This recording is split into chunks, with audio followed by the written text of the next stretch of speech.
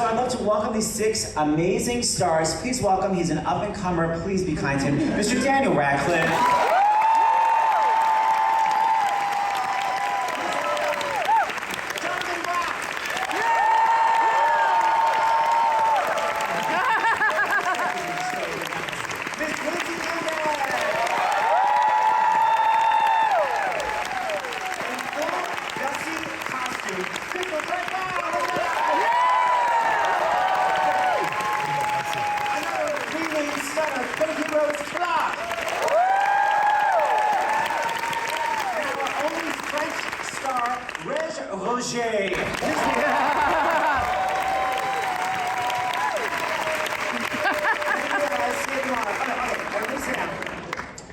Hi everyone.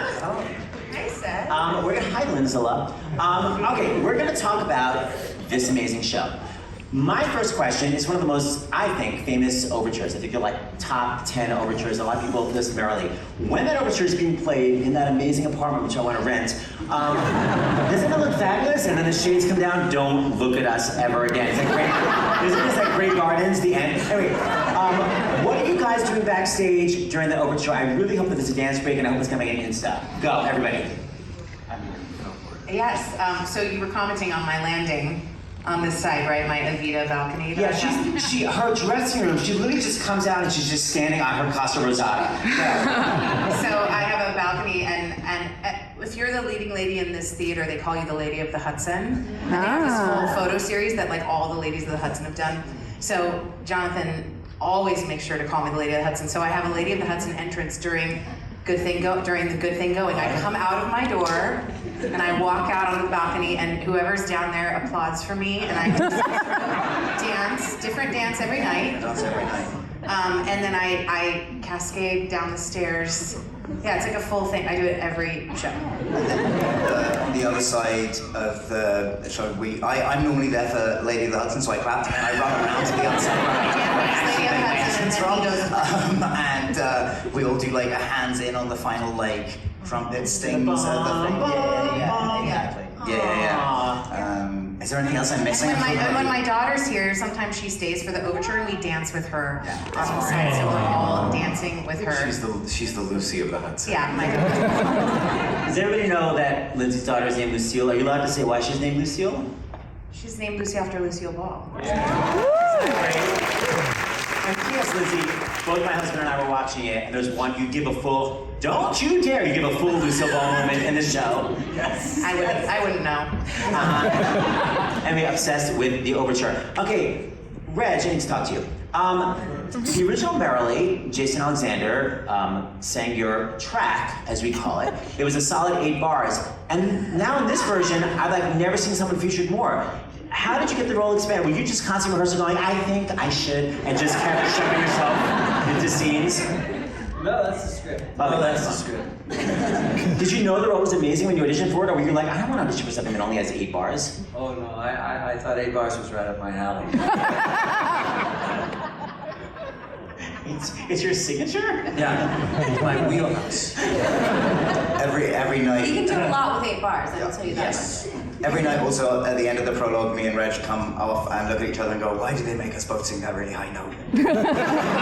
Why did they put us on that? Although, I noticed there is some high note switching in our time, because normally Charlie's on top, and I noticed Groff is on top. Am I correct, Groff? Probably. We didn't intentionally switch it, I think. Yes. It's sometimes Charlie. Oh, I didn't know that.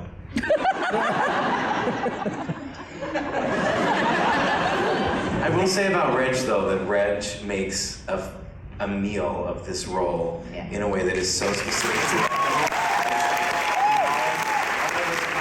Endlessly about the epic comedic brilliance that Reg brings to this part. It's unmatched. Yeah. Agree. And Reg knows as well that he can make me laugh at literally any point on stage. And the fact that he chooses not to all the time is a real kindness to me. Laugh means laugh, right? Exactly.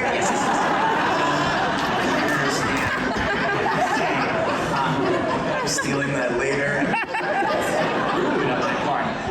All right, so Krystal, talk to you. So you went from a show that really was not selling tickets, Hamilton, to this. I mean, what's it like to sort of be like, from now on, I'm only going to do hit shows? Like, what is it between doing Hamilton, which, by the way, Groff, you were also in, which was a crazy rock concert, to doing this, which is the rock concert, but for Sondheim? Like, whoever thought the audience would be like, wow, for like, good thing going, go. Okay, let's just manifest that is the trajectory of my life. So yes, I now only do tickets that sell very, very high, shows that sell very, very high, and work with the best. That would be lovely. No, coming from Hamilton and coming into the show was a big, it was a big adjustment because Eliza is very, very different from Gussie. I'm not sure if you're familiar with the two characters. And so that was a big leap, but I'm just happy to be a part of work that people really respond to and connect with, and that we get to be a part of this show that gets a second life. That feels really, really special. And I guess, well, two things I want to say. What's Gussie's real name? It's sort of revealed by Reg. Shirley Akinola. That's what I thought. Nice. Because I was thinking, you played Eliza, but in that final scene, you're very Aunt Shirley. Yeah. Like, you're such a right? Such a She's very clumsious. Peggy energy. That is definitely what I'm thinking, it's like Aunt Shirley. Please add that. 100%. Isn't it? I need the shirt. I have a really bad feeling that I'm gonna need a shirt that says Anne Shirley very, very soon. I can see the wheels turning in Jonathan's head. I'm just saying. Okay, so I want to talk about the director, Maria Friedman. Woo! I know. So she was a star of Merrily in London. She directed this, and then she also produced, which is very rare for a director, the cast album that you all have. So I guess my first question, Lindsay, was she like, this is how I did it. Now you know. Just constantly. How did you know? Yes. I saw your private No, she was really, she really came and let me have my way with it. And I mean, I think the thing that she did bring is she felt so strongly that like Mary was equal to the boys. And I think the script doesn't really reflect that. That was really, really important to her. And so I think it plays in the show, you know, that way. My question is, because I saw it in London. I didn't see it when it first came out on Broadway because I was too young. I was busy those 2 weeks. Anyway, but the point is, I love that show. I went there. No, Broadway. I was obsessed with that album. But my point is, I don't remember Mary being so clearly in love with Frank. Like, I don't remember that in the script. Is that in the original script? I don't remember ever seeing that. I've never seen the original script, so I don't know. Are you one of those, like, I didn't see the movie, it's my own interpretation? You never saw the original script? I am that person. I have a TV. Yeah. Does anybody know, because Reg, you're the first one that says it. It's like, or second, you're like, you know, everyone knows that they're having an affair, and does everyone know that you're in love with Frank? Do you know, was that added? Does anybody know? By the way, you're not body mites. I know that, in real life you are. Okay, go. I'm sorry, I just don't know. I kind of wanted their voices to be the voices in my head. So What does Reg think, John? Anyway, no, but do you know that if that was added for her being in love? I mean, Sondheim famously said that in Opening Doors, it's the most personal thing he wrote. It's him, Hal Prince, and Mary Rogers. Yes. I just finished Shy, her memoir, and in that book, Mary Rogers talks about being in love with Sondheim for her whole life, basically. And to the point where at one point, even though he was gay and she was straight, they tried sleeping in the same bed together to see if they could make it work. Probably worked out, right? And I think that, I imagine that it was, because that line, you know, I just met the girl I ought to marry. Oh my God, we were all devastated in the audience when that happened. Has, I think, always been there. And I think that whether or not it was changed or modified through the scripts through the years, certainly I feel, Lindsay and I've talked about this a lot, that like, there is a lot of Mary Rogers, Sondheim. Mary Rogers also had an affair with Hal Prince, a couple. Not affair, but Spoiler alert. They were together, yeah. If you're gonna read Shy, if you haven't read Shy. They were also, so there's a lot of kind of relationship, incestuous, love, young people energy, laced throughout the script. It's very personal, feels very personal to them, regardless of it being literally that in the script, but certainly the energy of Mary and how and Steve are in the Dan, right tell now. them what you told me about about the rooftop scene when I come out. Wait, what did I tell you?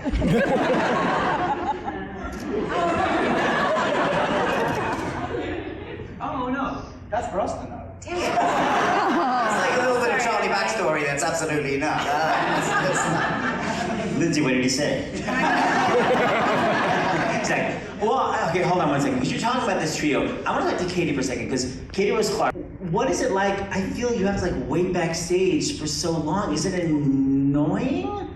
No, I love it. I have 3 kids at home, so it's my downtime.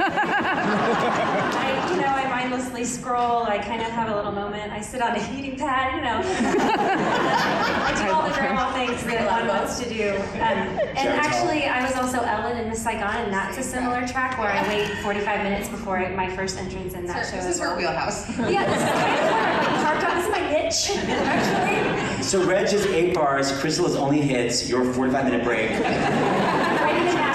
I need to pick up my feet backstage. But I did Glinda for a long time, so I feel like I earned that. Whatever. Was it hard to be considered for the role because they were all like, you're a sopraniac, and you're like, no, I can sing lower? Yeah, so I actually had to ask for an audition, and I talked to Lindsay about it, and yeah, I called my agent and manager and said, I want to be seen for Merrily. I don't know what role, but I want to be seen. So I actually had to advocate for myself to get an audition. Did you guys know that she was 9 months pregnant when she auditioned for this role? And you had to having really name your contraction. kid Frank just to like fit in.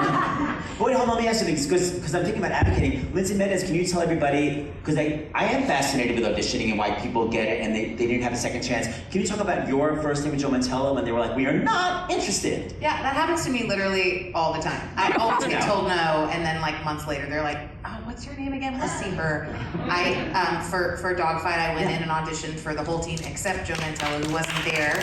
And they were like, "Thank you so much for coming. There's the door." And I left, and then Joe is a good friend of Seth's, and watched an interview that Seth did with me on his show for Godspell. And Joe was like, "Get me that girl." And I thought you meant me. Yes. And then he called me back in, and they were like, "We already saw her. She's not right." And he said, "I want to see her." And I went in, and I got the job. And the same thing happened with Carousel. I went in for the whole team except Jack O'Brien, and they said, "Thank you so much for coming." Months later, they called me back in, and I went in, and I did my audition. Yeah, but that didn't work out. Oh wait, Tony worked. And then I got the job the same day. Wait, A, that's an amazing story. B, what have you recently not gotten so we know what you're gonna get in 6 months? So let me do the math. Okay, I feel like we need to cut to our first song and we'll edit out this bullshit. What do you think I should cut to, Julie James? By the way, this is Julie James in the wings. Yeah,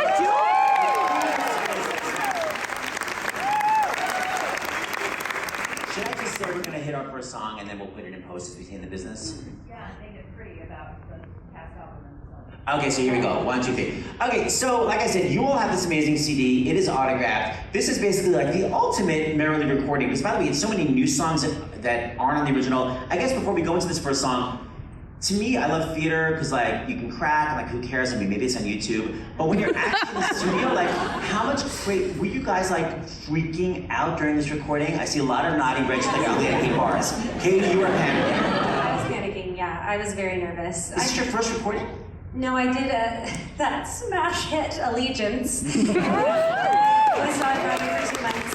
That was my only other cast recording, but also I was nervous for that too. But yeah, this was studio is so different than live theater, and I don't have very much experience in that, so yeah. Why? What do you think is different about it? Exactly what you said. I feel like there's a lot, and there's so many different elements, and it's so in the moment, and the audience brings something to the moment for you as well. And so when you're in the studio, all that feels stripped bare, and it's just, now I have to really only be worried about my voice, is what I felt. Krystal, anxiety attack? Oh, absolutely. Well, we also started recording the album the Sunday night of opening week. Oh, so you're We did it that day, and then we went to the studio. Yeah, and we went to the studio and did most of our solos. Wow. and then we did the rest the next day. And then we begged for one more day to do it. Lindsay was perfect, so she didn't have to do it again. But the rest of us were like, can we please do some like touch-ups. But yeah, it's a really quick process. And you probably have about an hour and a half to cover your whole material. Were you all singing together, or was it like, so you were all singing together? It wasn't like one. Do you all know when the original Merrily was recorded? It was the day after it closed. Yes. So that's why everyone was like basically devastated. Jonathan Groff, were you tense? You're like, whatever. I made the mistake. I thought it would be a great idea on Sunday night to watch the documentary of Company. We watched it together. Yeah. And I was like, Lindsay and Dan, I was texting them. I was like, oh my God, you guys, I'm at home and I'm about to start watching this. I feel like it'll be such a good tee up for and it's inspiring. And there's George Firth, who wrote the book for Company, and he wrote the book for Merrily, and there he is in the documentary. And then all the close-ups of the anxiety of these amazing performers.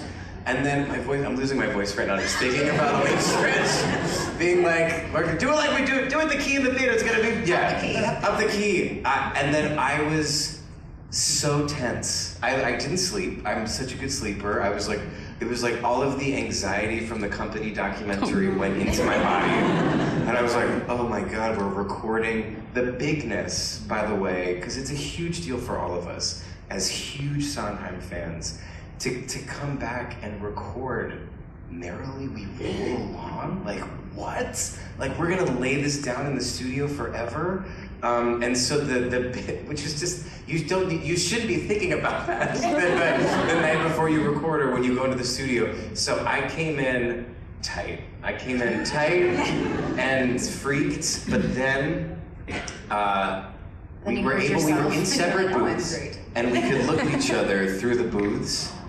And Maria, our director, was there, and she was like, look at each other and play and have fun and roll with it. And then all of a sudden, connected back to like what we do every night on stage. And because like Maria has made the experience so personal for all of us, and the way that we connect with each other, that the bigness of what a big deal it is that we're doing this revival of Merrily 42 years later, we were able to kind of leave that at the stage door and come in and connect with this show so personally.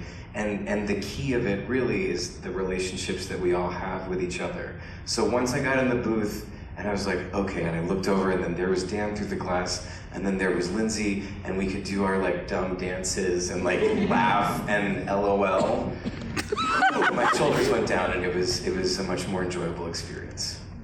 By the way, I want to hire you as my guru. I've never heard a more soothing speaking voice than Thank you so much, Seth. One of the things I learned from the Company documentary is that everyone should be smoking. So did you start? Yeah. The trombonist,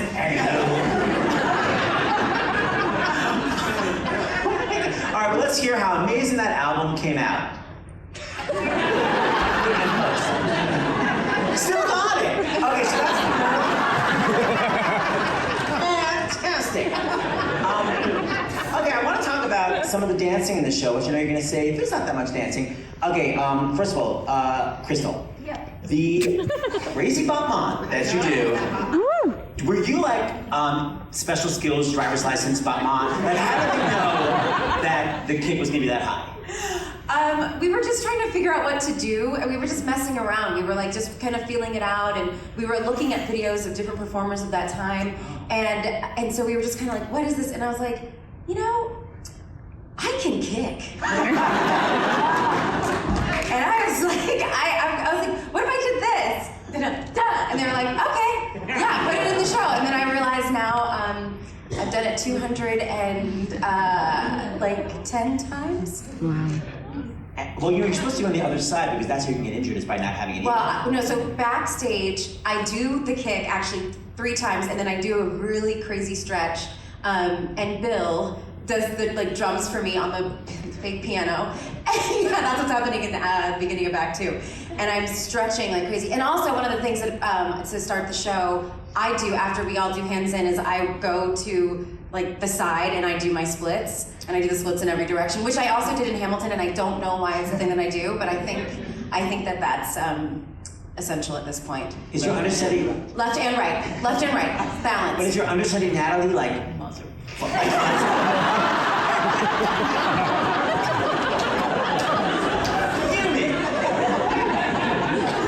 She's been stretching. I heard that she's been working on it. She's been stretching, and I have full confidence that moment will be epic. She's in traction, but she's stretching. Okay, more kicking. Bobby, Jack, and Jack. Jonathan Groff, the battement was unbelievable. I do alternate legs. Alternate legs, yeah, on that. healthy. Thank you, Seth. I was very impressed. Is it always super high, or is like one leg like 20 degrees? You came on Sunday, right? Or Yes. Saturday? Yeah. Sunday matinee. So Tim Jackson, our amazing choreographer, he was like, Jonathan, you should kick not so high because you're Frank. Frank is a composer. He's like doing this thing at the downtown club, but he's not an actor. So like, keep your kick low. And I was like, oh my God, you're so right. But then in the last like month, I just felt like really kicking high. I just felt like inspired. So I'm sorry, Tim. He was a dance captain, you know. Yes. Jonathan has been dance captain. In my life, anybody remember that? Hit silence!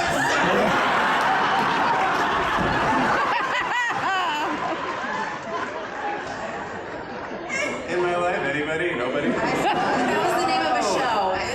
So here's a crazy thing. The opening night party of In My Life, which was my Broadway debut, I was Christopher Hankey's understudy, an offstage swing, and the dance captain. Only because there has to be a dance captain, equity rules, like wait, say that into the mic. I was the dance captain for Everyday Rapture. Before the show, In My Life opening night party, so this was 20 years ago in 2005 that In My Life opened on Broadway. And the opening night party was in the Hudson. It was in the Oh my God! Yeah. That's amazing! Isn't that crazy? Because it wasn't redone yet to be a theater that you could perform in. It was like a venue, an event space, yeah. So I had the opening night party of In My Life. Silence. It was theater. It's so full circle. Yeah. I was the dance captain for Iceman Coming.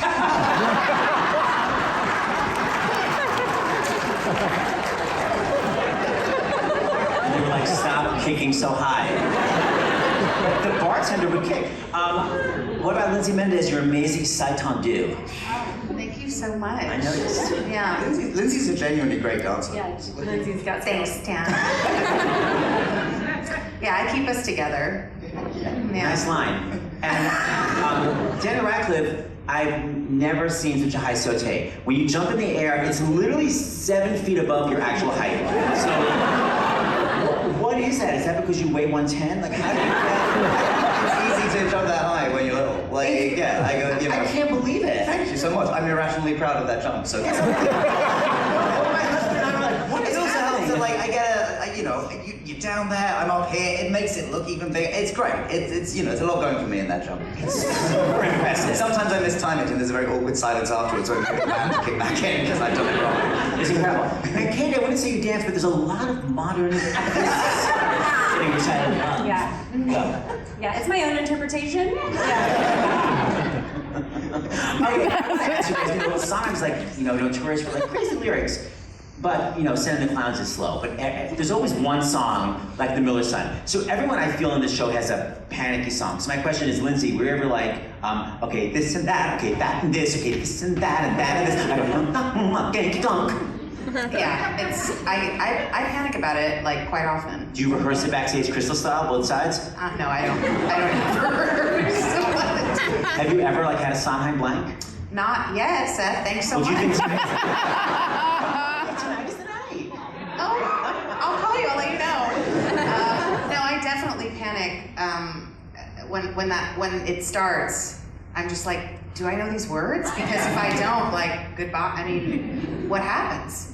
Do you do that with Franklin Shepherd? Or That's do you what I'm wondering, ever, Franklin like- Shepherd, it's so scary. I do rehearse it all the time backstage before it happens, but I've never gone wrong on a lyric. I had one moment when we were downtown that I screwed up something musically, and it was the longest 30 seconds of my life. I was like behind the band by like half a second, and I could not find my way back to the place I was supposed to be. The conductor wasn't in front of you. No, he was up there. He's in the apartment. And the shades were down, great garden style. But other than that, and that was, that was enough to terrify me into making sure that never happened again.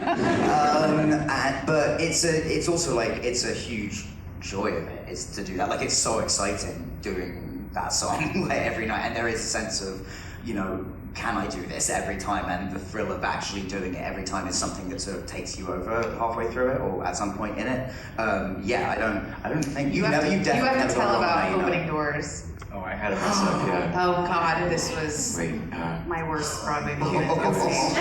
what's your worst I Broadway mean, like, because I fell apart because Oh, yeah, I you was fell gone. apart. I couldn't sing the rest of It the was number. just Oh, before the yeah. 4 people together. We say, "What? You're not serious? Wait. Nobody's ready." And he's supposed to say, Didn't go. What are you supposed "What are you supposed to say?" Apparently somebody canceled the booking? Yep. Yes. Why don't I know it? Wow.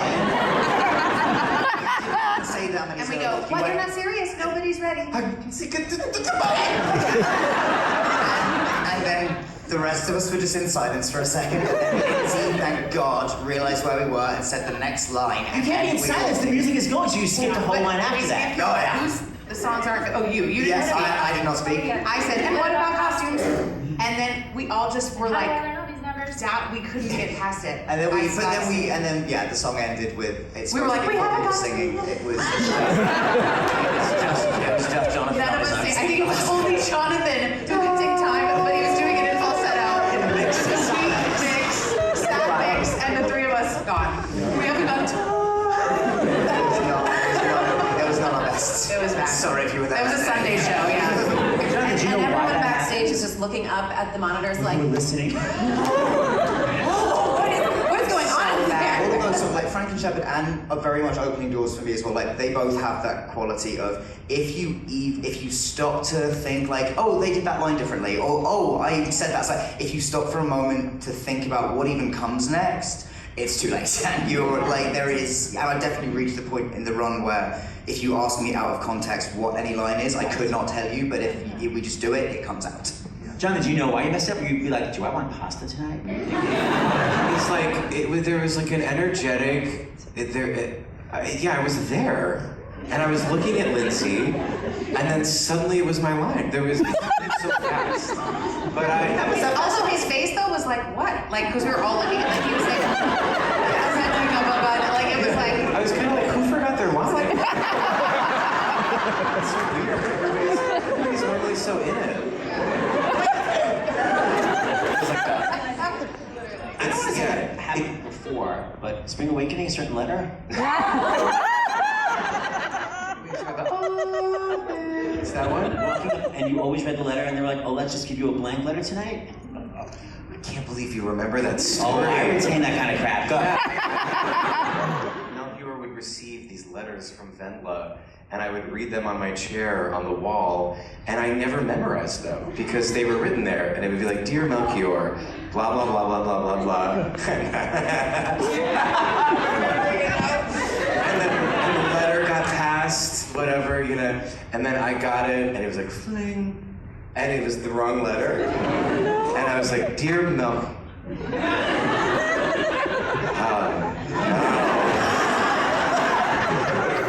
I hope that we'll be together, we'll be alone!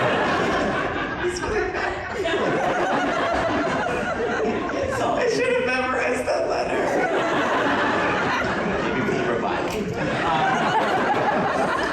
Okay, so I'm obsessed with so much of the music in this show, but I grew up listening to it.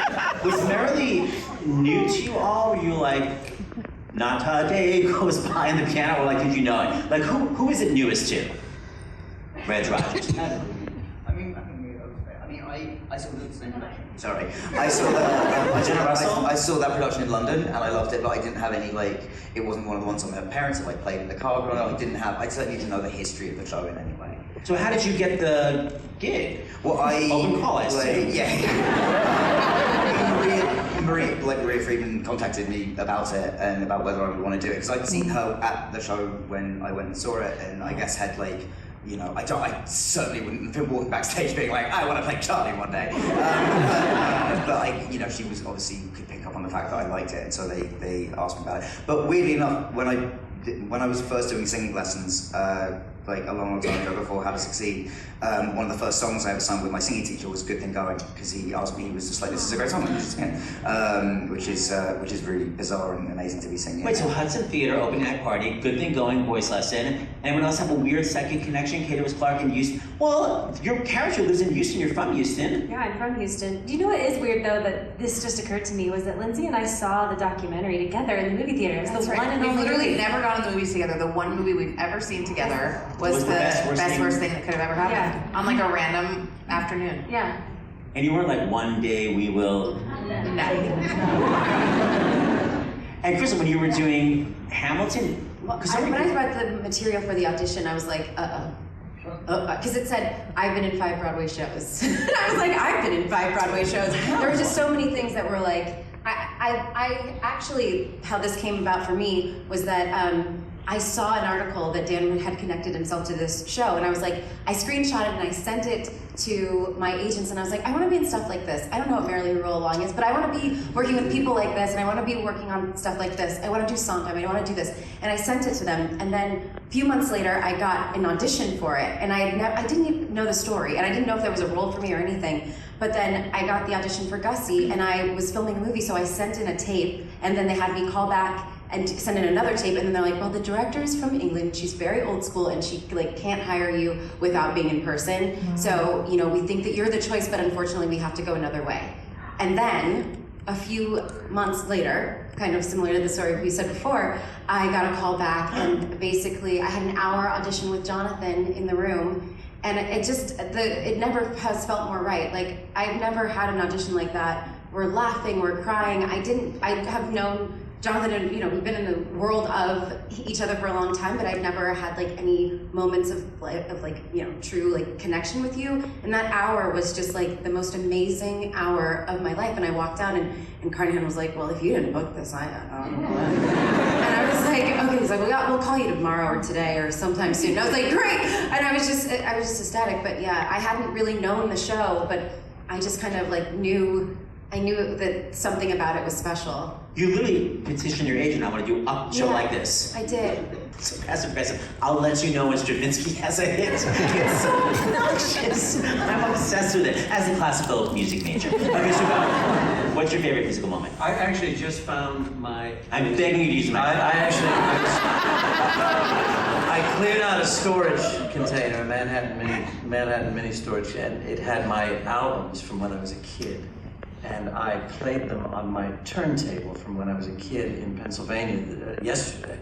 And the album was Jesus Christ Superstar from the movie soundtrack.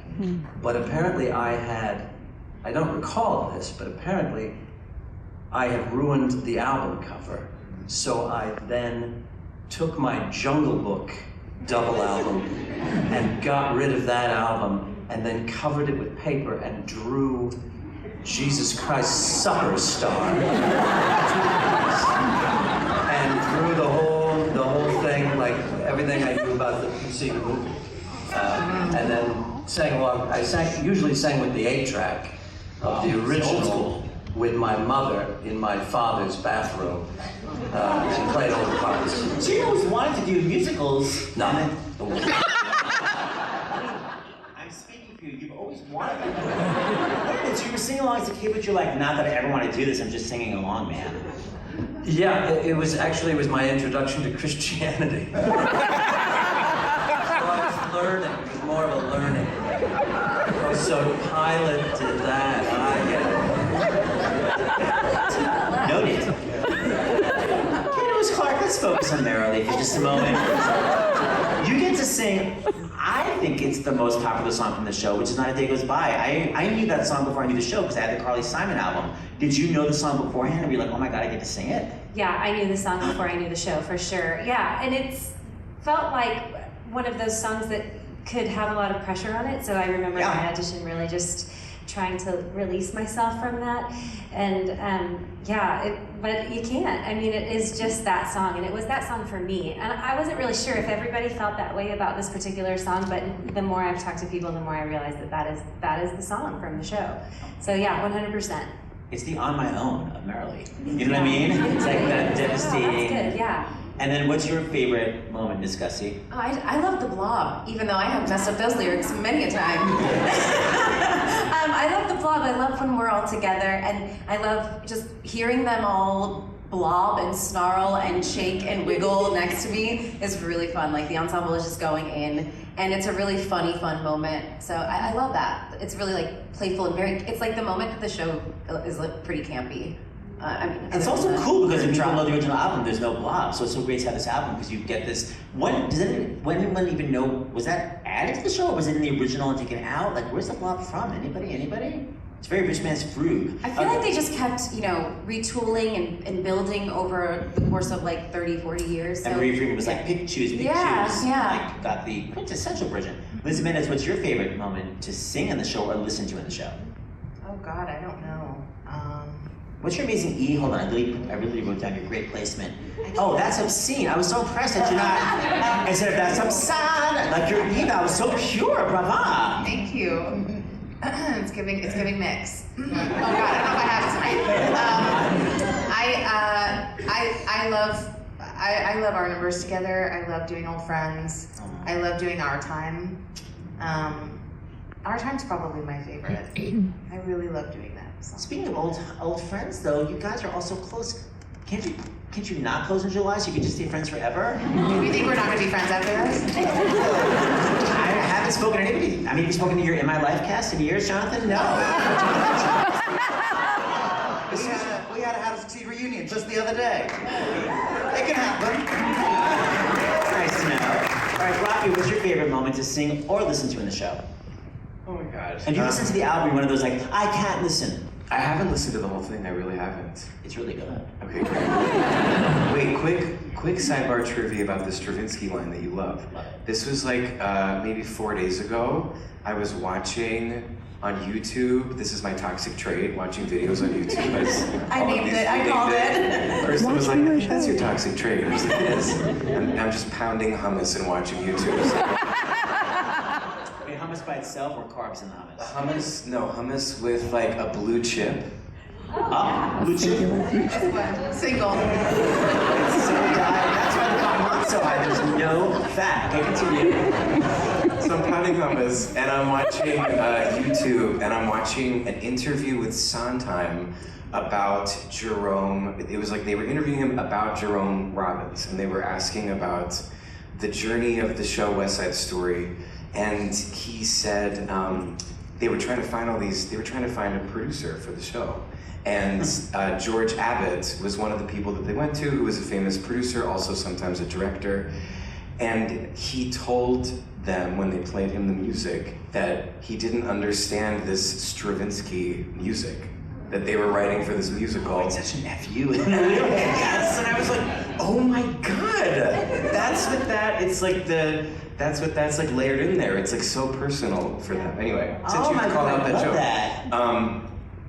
Like It Was is my favorite song. That's, I just, Lindsay singing Like It Was. I hear it every day in the dressing room. I have a low voice. That's Lindsay. Every time she's ever in a Broadway show, she's belting E's. Every time we do a concert, she's like, yeah, I can only do I'm not the girl with the final notes. That's all I have a low voice. You do not have a low voice. So annoying. Drag her, Seth, drag her. Well, Danny Radcliffe, I have two questions. First of all, your favorite musical moment, then I have a follow-up. Go. I'm sorry to steal the answer, but Like It Was as well, I get to be on stage for it every night. I love watching her sing. It's such a beautiful song, and just like, it also like, it's amazing for me to start my show by watching Lindsay do that, because it just reminds me of everything that the relationship, it just reminds me of what the whole show is about. Which is good, because I forget every night. Yeah, so that would be my favorite. But there are truly a bunch. Like, I love like, being in like a 5-part harmony in It's a Hit at one point, which is just something I never thought I'd do in a Sondheim show. Like, I never thought I would be singing that. I think me and Reg discussed how like it being in a 5-part harmony in a Sondheim show was not something that either of us thought we would ever do. So it's very exciting to be in it. And yeah. Well, I'm gonna play one of your favorite songs right now from the album. In post, 'cause I don't know how that's just. Holy cow, that was great. Yeah. This is our last segment. No. I know. Julie. I was kidding, it's not her fault. Okay, so here's my follow-up question. Hey everyone, that was amazing. Here's my follow-up. So, Danny Radcliffe, by the way, I've always wanted to do a cabaret act of like amazing songs that have someone else on stage just staring. So, what is it like? Well, Lindsay's always singing like it was. I mean, I know you said it's beautiful, but aren't you sort of like, maybe like I want to go pee? No, I start the show. I come on for the opening number, and then I have like a 20-minute break. So I've peed. Yeah, exactly. And no, I love just watching Lindsay. And I got a couple of lines I have to remember to say. So I stay engaged. It's good to know. And Jonathan Groff, Franklin Shepherd Inc. You're glaring the whole time. I guess my question is the glare, is it B. Arthur from Maude or B. Arthur from Golden Girls? It's definitely B. That's for me to know and the audience to find out. Yeah, it's funny, Frank in the show, it gets the gift, truly the gift, of being able to watch and listen throughout a lot of it. A lot of the show, he's like listening and engaged but not speaking, which I've learned so much about the repression of that character and the what he's holding inside and his inability in certain ways to fully express himself. Learned so much about Frank in that. But like getting to sit next to Dan and watch him give basically a musical theater masterclass in Franklin Shepherd.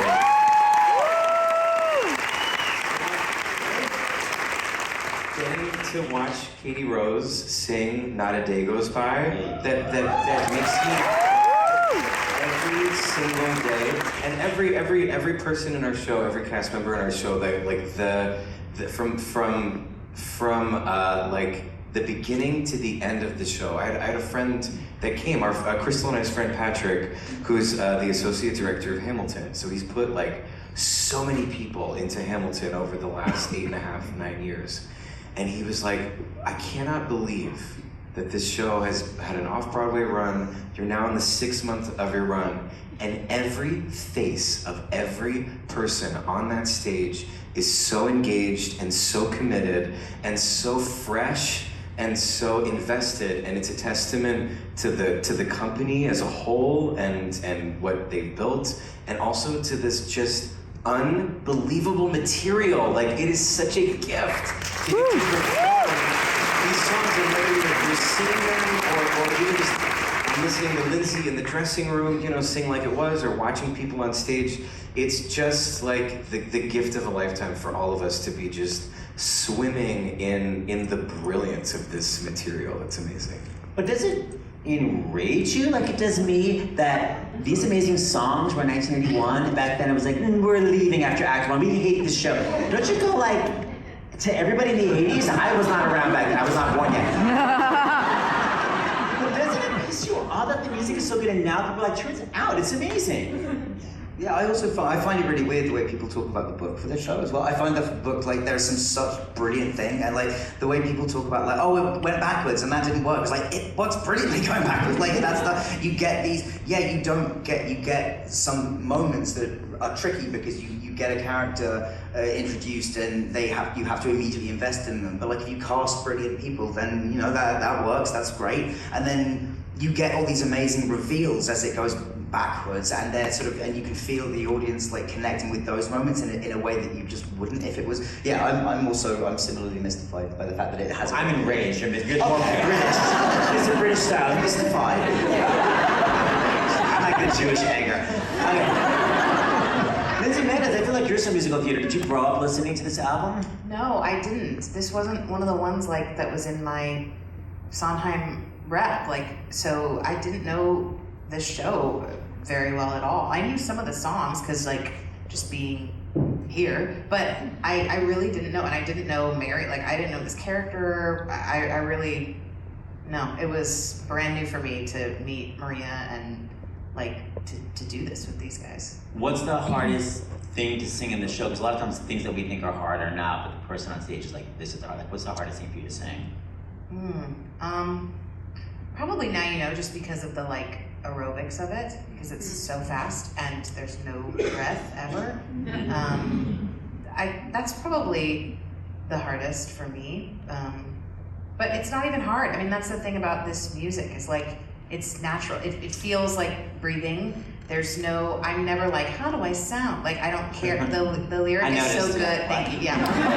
Clearly. It's always so active, and the lyric is so good that I get completely lost in it, and I'm never thinking I have to sound any way. I just have to commit to the story I'm telling, and that's a testament to how good the music is. What was the same thing with Mooning in Greece? Shut up. Okay. Hold on, Katie Rose Clarke, I actually wrote down, speaking of Sondheim, you literally have a quintuple rhyme. It's literally baloney, phony, stony, Sony, sponsoring us today, and Tony. You get a Sondheim quintuple rhyme. Okay. You play the wife of John. Yeah, it's a Yes, that part. Okay. I'm so in the moment, I don't even know I'm rhyming, I'm just acting. Wait, but isn't that amazing to feel like you don't feel so Sondheimian at that moment? I feel so Sondheimian in that moment. And I'm like, where do I breathe? I don't want to mess up this quintuple rhyme. I think it every single night. Quintuple rhyme? Every night I think, this is the quintuple rhyme. Tonight you better be aware. Reg, when did you decide to add your amazing diction on Combine? Duh. Oh my God. That was an accident. I used to do a different thing, and it just got old, and then this thing came. It just came up. I don't know how. And actually, it is. I know it is. I would love you guys to what's the word, pre-do it. So it's Combine, you're duh, and then totally ruin yours. Just for one, the Actors Fund show. Anybody? Back up with that. Okay, so I know we have to on the sort of wrap it upside. Let me ask the three of you, if you could trade roles, which role would you be? So Lindsay, would you rather be Groffy or Radcliffe? Oh, I'd definitely rather be Dan. I'd rather be Charlie. Radcliffe? For sure. Groff, would you rather be Linz? I'm a homosexual, so obviously I'm gonna Just want to clarify. So that means I'd be Mary as well, I think. Yeah. Did you just come out?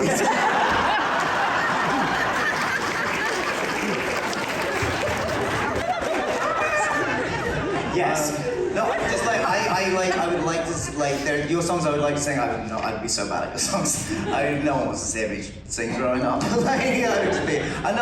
watch you every night do that, and I'm like, how are you doing that? That seems so hard to me what you do in that song, and it's just brilliant. And I would never do that. And all your stuff is ridiculous. The truth is, this is the only part I can play maybe in all of the song I can.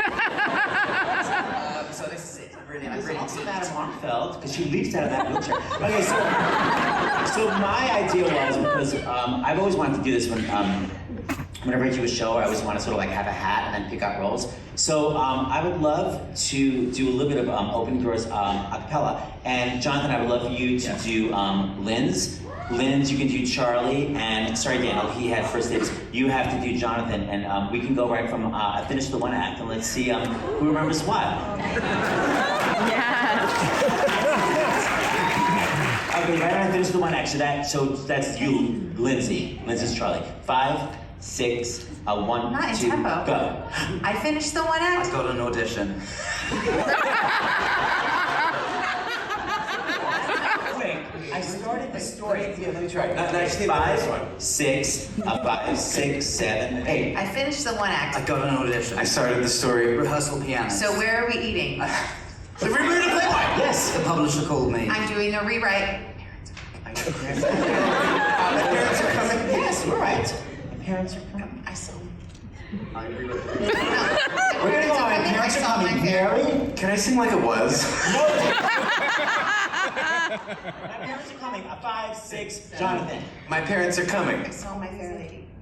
Yes. 5, 6. Focus. My parents are coming. I saw My Fair Lady. I rewrote the rewrite. I sort of enjoyed it. I'm meeting an agent. We're all together on Sunday. Sorry, So see, sorry, we that don't was know. my bad. I was terrible. It's not. Here's the second verse. It's gonna be so interesting. I'll do this in a low key for you, dear. I do this all day. I called the producer is Frank, so you're Frank. Okay. A 5, 6, 7, 8. I called the producer. I sent off. Hey, send Send off off the the one one act. act. I started the story. I started the story. Yeah. He said He said to come see him. God, I dropped out of college. Yes. I met this. I met this musician. we're playing a nightclub. I'm doing a I rewrite. threw it to him. I do my one act and it's a modulation, I'm dear. doing my one act. Thank you. I do that. No. I'm working for Red Bull. Thank you for filming this, everybody. ASAP on Insta.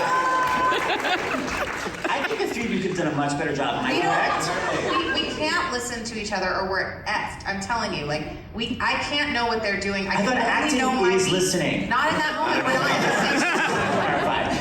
I literally, you cannot. If you're like, oh, Dan sounded good. Bye. There went your line. Like, you cannot listen to either of them. You can only know your own lines. I'm telling you, you'll be screwed. That was fun though. I enjoyed that. We can do that at, we should do it at Easter Bonnet. I'm just saying, start practicing. Am I right? Start practicing. In conclusion, we're talking about this amazing album. Has anyone actually listened to the whole album? Was everyone's too wigged out? Even Krist? Really? With all that great belting? No. Reg, did you ever listen to the 8 bars? I just took my turntable out of storage. Jesus Christ. Okay.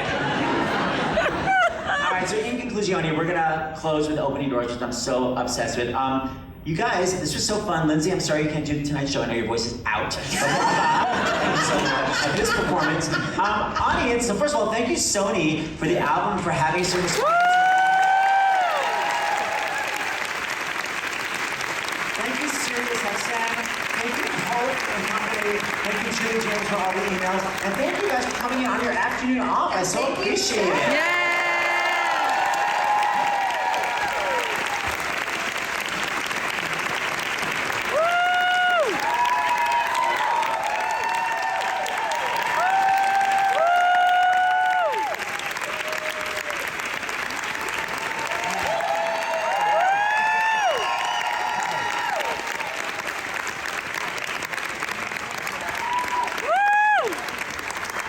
Audience, while we're recording, give me a We Love on Broadway! We Love on Broadway! One take wonders. I'm gonna dig you today.